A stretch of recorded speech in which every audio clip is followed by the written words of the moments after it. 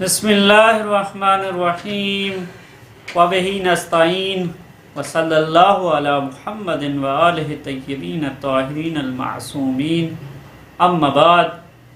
معزز ناظرین، واجب القدر حضرات، تربیت اولاد کے حوالے سے ہمارا درس جاری تھا۔ آج ہم نے آپ کی خدمت پہ عرض کرنا ہے گھٹی کے بارے میں کہ معصومین اس گھٹی کے بارے میں کیا ارشاد فرماتے ہیں۔ آداب میں سے ایک اور جیسے معصومین آغاز ولادت سے مد نظر رکھتے تھے وہ گھٹی ڈالنا ہے۔ گھٹی ڈالنے کا مطلب یہ ہے کہ تھوڑی سی کھجور، میٹھی چیز یا کسی اور چیز کو نرم کر کے مائع بنا کر بچے کے منہ میں ڈال دیا جائے۔ پیغمبر خدا اور ائمہ خود بھی اس پر عمل فرماتے اور دوسروں کو بھی ایسا کرنے کی تاکید فرماتے تھے۔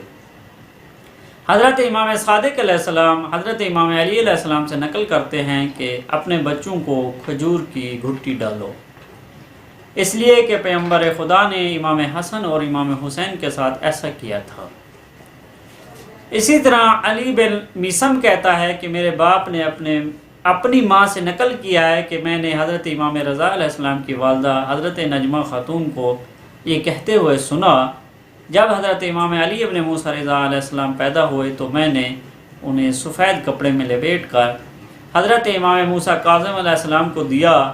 امام نے ان کے دائیں کان میں آذان اور بائیں میں اقامت کہی اور پھر آب فرات طلب کیا اور اس کی گھٹی ڈالی اور پھر بچہ مجھے پلٹا دیا۔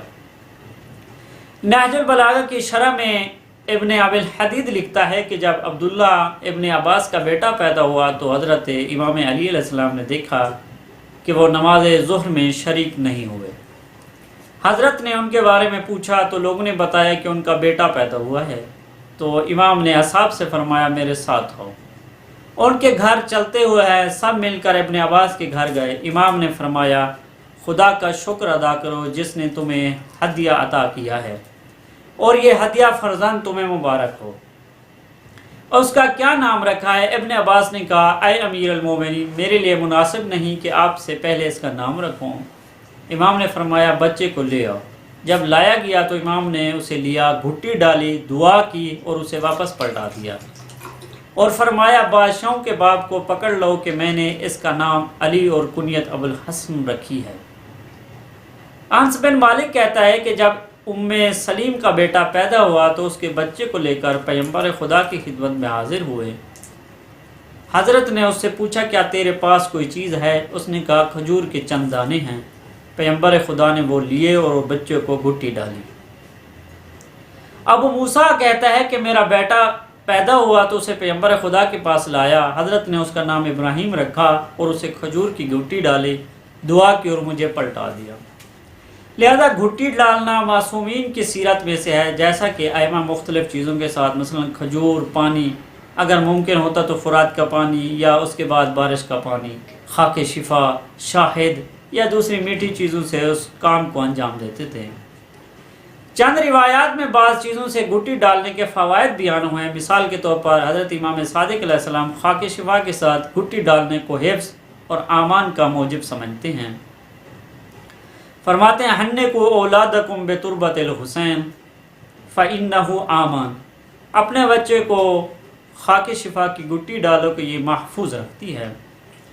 محفوظ رکھنے سے مراد ممکن ہے کہ شیطان کے شر سے ہو یا مصیبتوں اور امراض سے یا دونوں سے۔ خاک شفا کے ساتھ گھٹی ڈالنے کی دلیل اس کی خداوند متعال کے نزدیک قرب و منزلت ہے۔ اس کے بہت زیادہ نفسانی اور معنوی آثار ہیں۔ متعدد روایات میں اس کے مادی اور معنوی فوائد بھی بیان ہوئے ہیں، یہاں تک کہ اس بیماریوں سے شفا میں مؤثر سمجھا گیا ہے۔ بہت سے افراد نے اس کا تجربہ بھی کیا ہے۔ اسی طرح بعض روایات میں آب فرات کی معنوی لحاظ سے خاص اہمیت بیان کی گئی ہے کہ یہ اہمیت شاید اس وجہ سے ہو کہ اس پانی کا ذائقہ خوشگوار ہے۔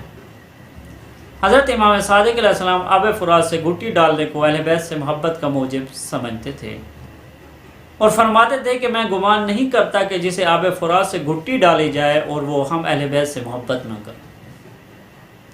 بارش کے پانی بھی خالص پانی ہے اور اس میں کسی طرح کی ملاوٹ نہیں ہے، نیز دوسرے پانیوں کی نسبت زیادہ خوشگوار ہے۔ مستحب ہے کہ گھٹی بزرگان دین، نیک اور متقی افراد کے ہاتھوں سے ڈلوائی جائے۔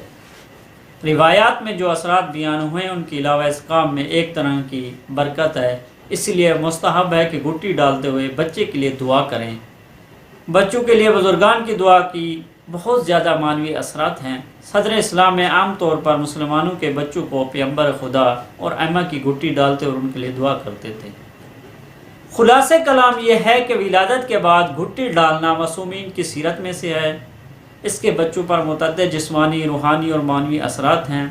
ان میں سے بعض اثرات ہم پر واضح اور روشن نہیں ہیں، لیکن اجمالی طور پر بچے پر اس کی تاثیر روایات میں موجود ہے، جس سے انکار نہیں کیا جا سکتا۔ انشاءاللہ آگے چل کر ہم اور بتائیں گے کہ ولادت کے بعد بچے کو کون سا لباس کا رنگ اور باقی چیزیں بتائیں گے۔ یہ ہمارا آج کا درس تھا گھٹی کے بارے میں۔ والسلام علیکم ورحمۃ اللہ